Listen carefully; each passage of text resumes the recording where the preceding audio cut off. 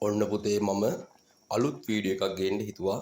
ඔයාලගේ තියෙන ලෙඩ දුක්, දද, කුෂ්ඨ, සීනි, කොලෙස්ටරෝල් මේ සේරම අපි ඉන්සුලින් බෙහෙත් පෙති නොබී අපි ගෙදරදීම ගෙදර වත්තේ තියෙන දේවල් උපයෝග කරගෙන නිච්චාවටම වගේ සුව කරගන්නේ කොහොමද කියලා.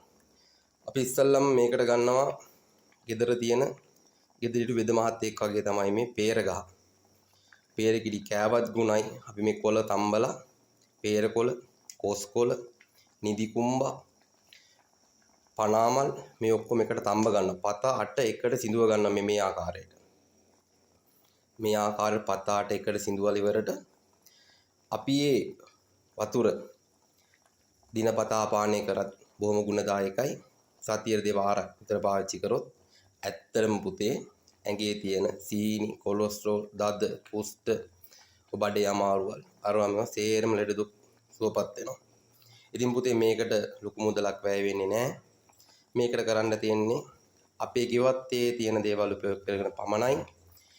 මේ විදිහට හදාගත්තන් පස්සේ තමාන්ගේ දෙමාපියන්, දුවා දරුවන් ඉන්නවා නම් බෙහෙත් තේත් වලින් එහා ගිය ඖෂධීය ගුණයක් ලබා ගන්න පුළුවන්. මම හිතනවා මේක බලලා පුළුවන් නම් නිදි කුඹ මුල් අනිවාර්යෙන් දාන්න ඕනි. ඒවයි ಗುಣ අපරිමාණිතයි. ඒ හින්දා ඔයාලත් කරලා බලන්න. ඒකල සතියක් දෙකක් බීලා සීනි කොලෙස්ටරෝල් චෙක් කරලා බලන්න. මම මේ කියන්නේ බොරුවක්ද කියලා. එහෙනම් ගොඩක් ස්තුතියි.